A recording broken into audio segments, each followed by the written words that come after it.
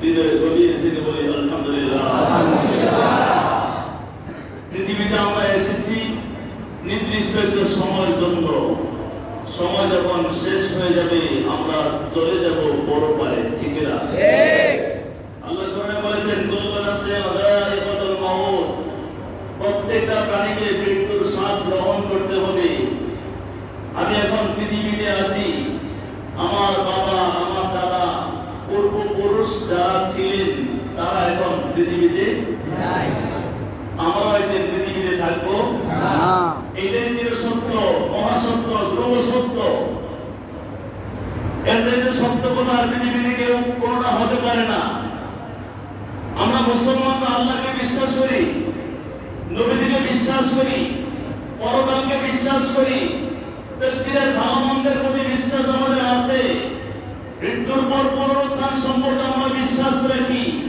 এমনি ভাবে একজন মুসলমান ঈমানের মৌলিক 7টা দিক সম্পর্কে বিশ্বাস রাখে, ঠিক না? কিন্তু যারা মুসলমান নয়, আল্লাহ পাক পৃথিবীতে বহু ধর্মের মানুষ পৃথিবীতে পাঠিয়েছেন। মানুষ পাঠানোর পরে মানুষগুলো বিভিন্ন ধর্মে দীক্ষিত হয়েছে, এক একজন এক একটা ধর্মকে গ্রহণ করেছে। মুসলমান ব্যতীত সবাই কিন্তু এই 7টা মৌলিক বিষয়কে বিশ্বাস করে না। কিন্তু একটা বিষয়, সেটা শুধু মুসলমান নয়, মুসলমান, হিন্দু, খ্রিস্টান, বৌদ্ধ যা কিছু রয়েছে, যত মানুষ রয়েছে, প্রত্যেকে একটা বিশ্বাসে বিশ্বাসী, সেটা হচ্ছে পৃথিবী থেকে সবাইকে চলে যেতে হবে, ঠিক না? আমরা একদিন পৃথিবী দিয়ে চলে যাব। চলে যাওয়ার পরে আমাদের কবরে থেকে পরকালীন জীবনে কিছু বেনিফিট পাওয়ার জন্য আল্লাহর হাবিব সাল্লাল্লাহু আলাইহি ওয়াসাল্লাম বলে গিয়েছেন, কোন মানুষ যখন পৃথিবী থেকে চলে যায় তার সকল নেক আমলের দরজা বন্ধ হয়ে যায়, শুধুমাত্র বাকি থাকে 3টা জিনিস। এক নাম্বার হচ্ছে যদি সে একটা সন্তান দেখে যায়, ওই সন্তান তার জন্য দোয়া করে, এটা তার জন্য সদকায়ে জারিয়া। জোরে বলি সুবহানাল্লাহ। আমি অন্যদের দিকে যাচ্ছি না। একটা সন্তান যদি থাকে, সে যদি দোয়া করে, কবরে থেকে আপনি এটা প্রতিদান পেতে থাকেন। জোরে বলি আল্লাহু আকবার। এই হাদিসের পাশাপাশি আরেকটা বিষয় পাওয়া যায়, কেউ যদি জীবদ্দশায় কবর জিয়ারত করে, কি করে? কথা বলেন, কি করে? কবর জিয়ারত। কথা বোঝা যায়? কবর জিয়ারত মানে কি? একটা মাইয়তকে দাফন করা হলো, ওই কবরের সামনে দাঁড়িয়ে দোয়া করলাম, সূরা ফাতিহা, সূরা ইখলাস, ইয়াসিন শরীফ, দুরূদ শরীফ পাঠ করে আল্লাহর দরবারে এই মৃত ব্যক্তির জন্য দোয়া করলে ওই মৃত ব্যক্তিও লাভবান, এবং যে ব্যক্তি দোয়া করলো, জিয়ারত করলো, সেই ব্যক্তিও লাভবান। বড় করে বলি সুবহানাল্লাহ।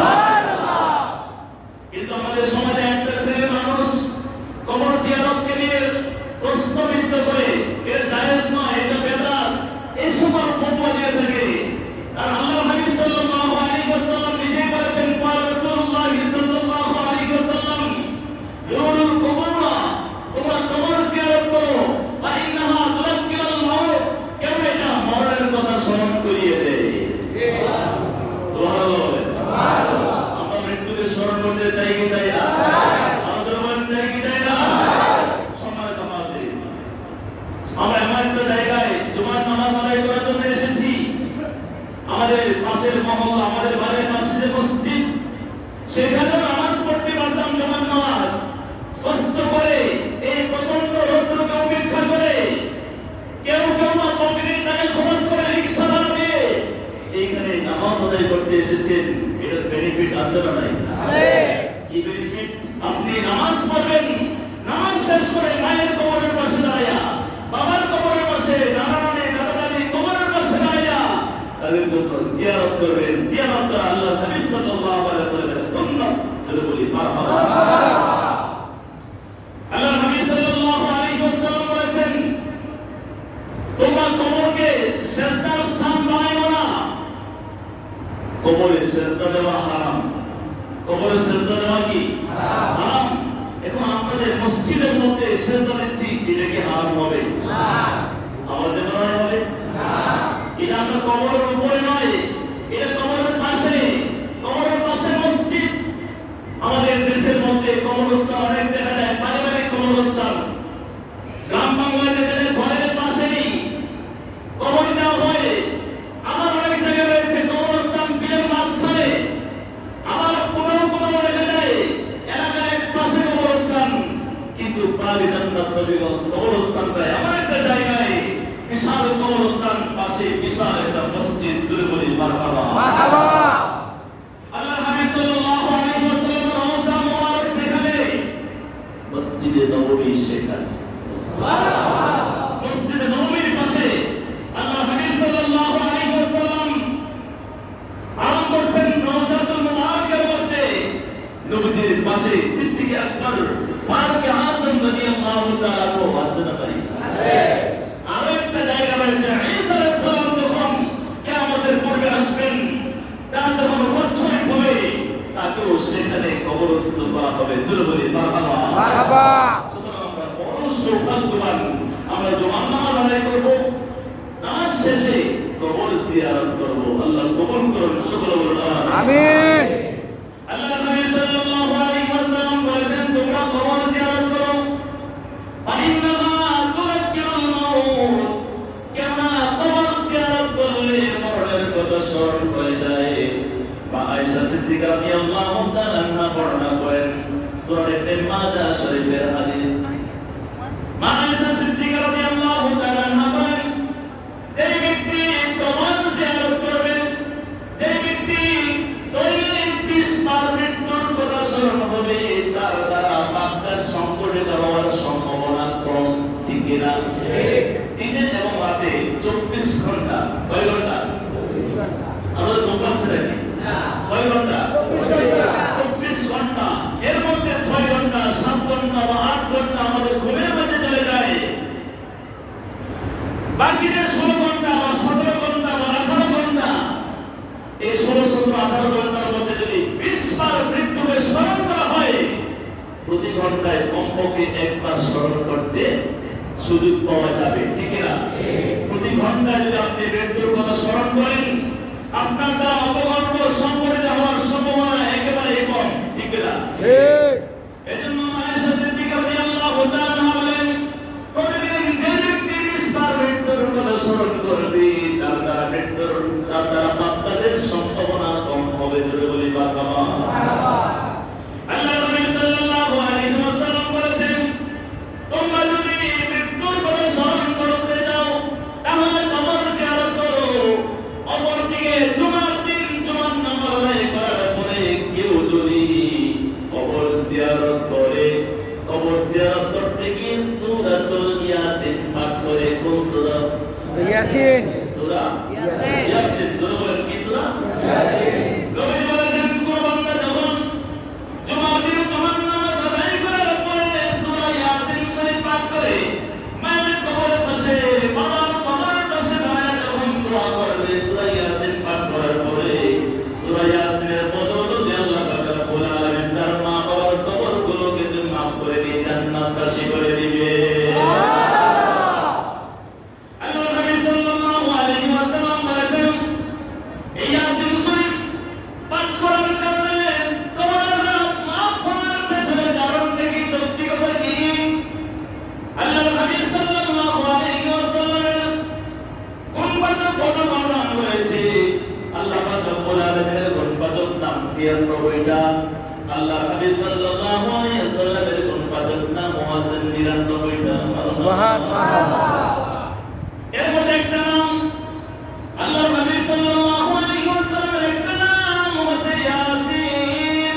আল্লাহু আকবার। নবীর পবিত্র নাম মুবারকের মাধ্যমে আল্লাহ পাক রব্বুল আলামিন সূরাটাকে শুরু করেছেন। এই জন্য সূরাটাকে এত বরকতময় করে দিয়েছেন। কবর জিয়ারত করার সময় সূরা ইয়াসিন পাঠ করে জিয়ারত করলে কবরবাসীদের কবর আযাব মাফ করে দেওয়া হয়। জোরে বলি আল্লাহু আকবার। শুধু তাই নয়, সূরা ইয়াসিনকে বলা হয় কোরআনের হৃৎপিণ্ড, রূহ। জোরে বলি মারহাবা। কোরআনের হৃৎপিণ্ড হচ্ছে সূরাতুল ইয়াসিন। নবীজি বলেছেন, কেউ সূরা ইয়াসিন পাঠ করলে তার জীবনের গুনাহগুলো আল্লাহ মাফ করে দেন। সুবহানাল্লাহ। শুধু তাই নয়, কেউ যদি সূরাতুল ইয়াসিন পাঠ করে তার আমলনামার মধ্যে কোরআনুল কারীমের শুরু থেকে শেষ পর্যন্ত পাঠ করলে যেই পরিমাণ সওয়াব, শুধুমাত্র সূরাতুল ইয়াসিন পাঠ করলে 10 গুণ কোরআন খতমের সওয়াব দেওয়া হয়। চলো বলি মারহাবা। আমরা রাজি আছি না নাই? আছে। আলোচনা করার আছে না নাই? আছে। সূরাতুল ইয়াসিন পাঠ করব, সূরাতুল ইয়াসিন পাঠ করে কবর জিয়ারত করব, কবর জিয়ারত করে মৃত্যুর কথা স্মরণ হয়, কথাটা কার দয়াল নবীজির, ঠিক কি না? আল্লাহর হাবিব সাল্লাল্লাহু আলাইহি ওয়াসাল্লামের একজন সাহাবী মুমূর্ষ অবস্থায় মৃত্যুর সাথে পাঞ্জা লড়ছেন। তিনি মুমূর্ষ অবস্থায় তার চোখগুলো একবার ডান দিকে যায়, আরেকবার চোখগুলো বাম দিকে যায়। তিনি মৃত্যুকে অবলোকন করছেন। মুমূর্ষ অবস্থায় চোখগুলো একবার ডান দিকে যাচ্ছে, আরেকবার বাম দিকে যাচ্ছে।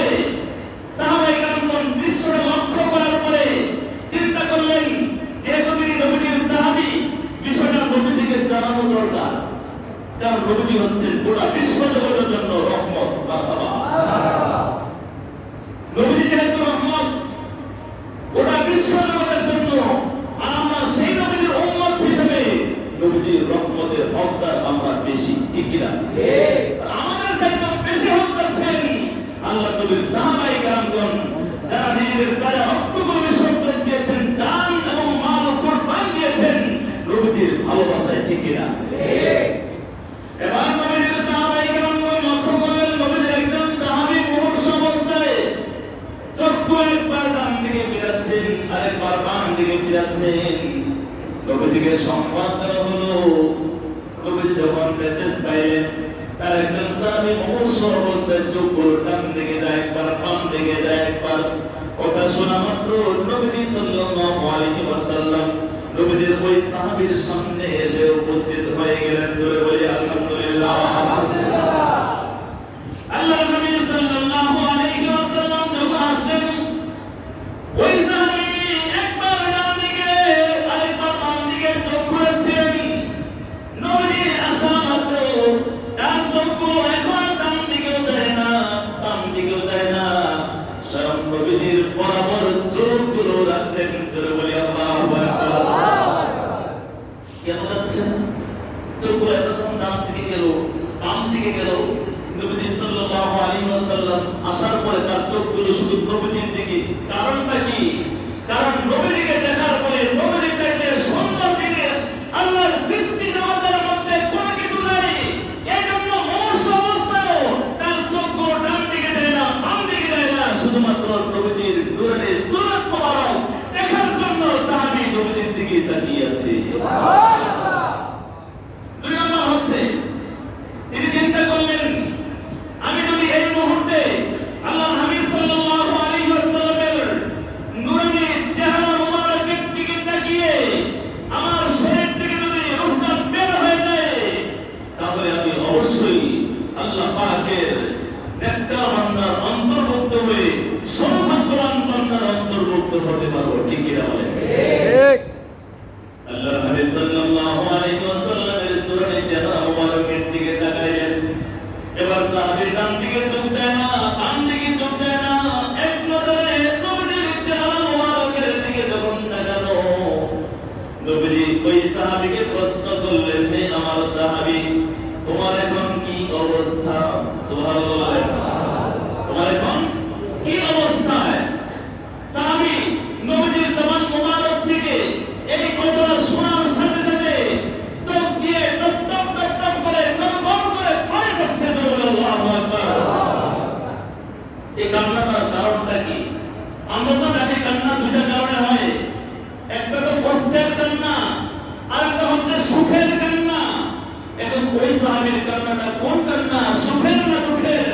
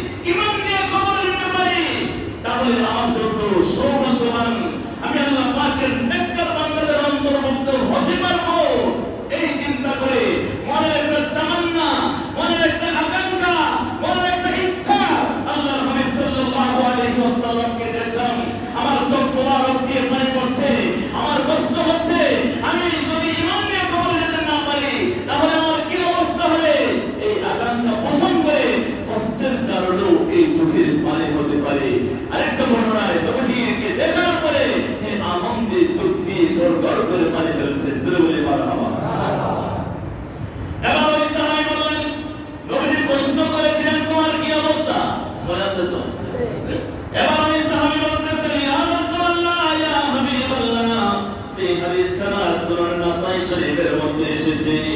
সাহাবী বললেন, ইয়া রাসূলুল্লাহ, ইয়া হাবিবাল্লাহ, নবী গো, আপনি আমাদেরকে জীবন দশায় কোন একটা সময় মজলিসের মধ্যে বলেছিলেন, কি বলেছিলেন?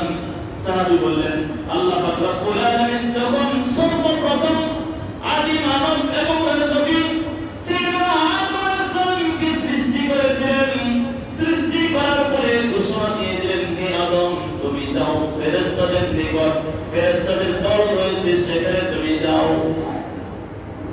সাহাবী বলতেছেন, ইয়া রাসূলুল্লাহ, ইয়া হাবিবাল্লাহ, আপনি আমাদের কাছে এই ওয়াদা করেছিলেন।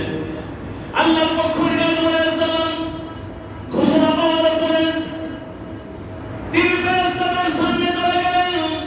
যাওয়ার পরে ফেরেশতাদেরকে সালাম দিলেন। সালাম দেওয়ার পরে ফেরেশতারা সালামের জবাব দিয়েছেন, সালাম দিলেন এবং জবাব পাইলেন। জবাব পাওয়ার পরে কথোপকথন শেষ হওয়ার পরে আল্লাহ পাক রব্বুল আলামিনের দরবারে আসলেন।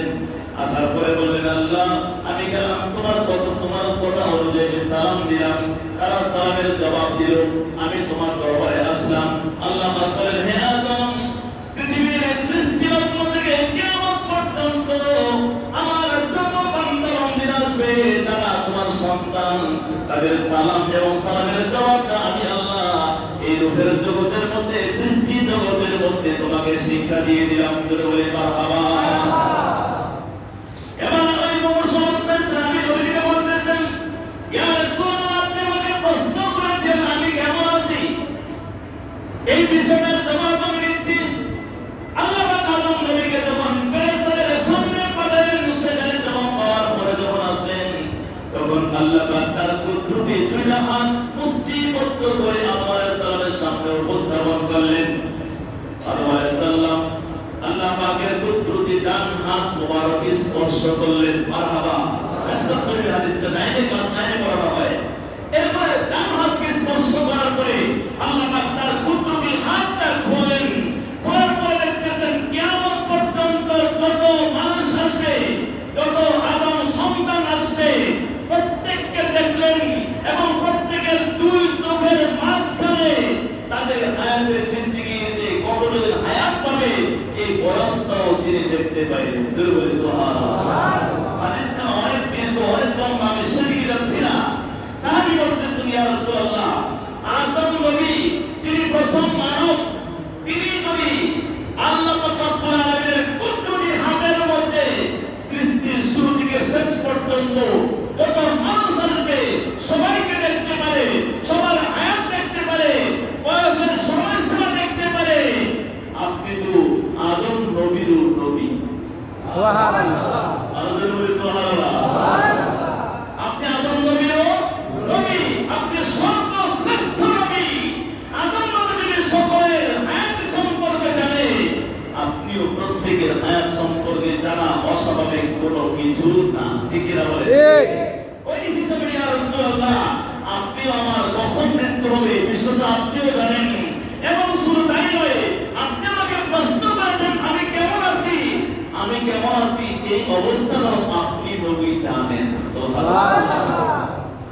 এবং আল্লাহর হাবিব সাল্লাল্লাহু আলাইহি ওয়াসাল্লামকে ওই সাহাবী বলেন, ইয়া রাসূলুল্লাহ, ইয়া হাবিবাল্লাহ, আমি মমর্ষ অবস্থায় একবার ডান দিকে আরেকবার বাম দিকে চক্কর করেছিলাম। আমি মৃত্যুর বিভীষিকা সম্পর্ক অবলোকন করছিলাম। আমার সহপাঠী, আমার সাথী, অন্যান্য সাহাবায়ে কেরামগণ আপনার কাছে বিষয়টা উপস্থাপন করেছে। আপনি মেসেজ পেয়ে আমার সামনে আসলেন। আলহামদুলিল্লাহ, আল্লাহ পাকের শুকরিয়া আদায়। এরপর আপনাকে দেখার পরে আমার চোখ দিয়ে গড়গড় গড়গড় করে পানি পড়ছে। আপনি আমার কাছে আমাকে প্রশ্ন করেছেন আমি কেমন আছি। ইয়া রাসূলুল্লাহ, ইয়া হাবিবাল্লাহ, মৃত্যুর সময় আপনি নবীজিকে সামনে পাওয়া এটা সকলের সৌভাগ্য হয় না। আমার মৃত্যুর সময় আমি আপনাকে সামনে পেয়েছি। আপনি সামনে অবস্থায় আমার শরীর থেকে যদি রূপটা বের হয়ে যায়, তাহলে আমার চাইতে সৌভাগ্যবান আল্লাহর সৃষ্টি জগতের মধ্যে অন্য কেউ হতে পারে না। ঠিক কি না বলে? আল্লাহর নবী সাল্লাল্লাহু আলাইহি ওয়াসাল্লাম বললেন, সত্যি সত্যি তুমি সৌভাগ্যবান, কারণ তোমার মৃত্যুর সময় আমাকে সামনে পেয়েছো। শুধু তাই নয়, তুমি আরো জেনে রাখো, তারা সর্বদা আমি নবীজির দিন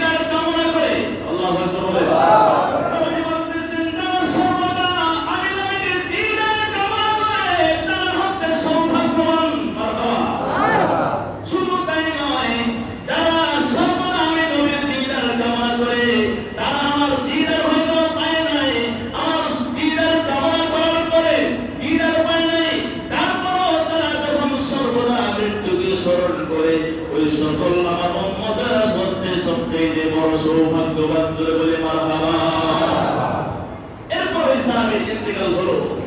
ইন্তেকাল হওয়ার পরে আল্লাহ পাক রব্বুল আলামিন জানালেন নবীজির এই সাহাবীটাকে আল্লাহ পাক রব্বুল আলামিন জান্নাত দান করে দিয়েছে। সুবহান।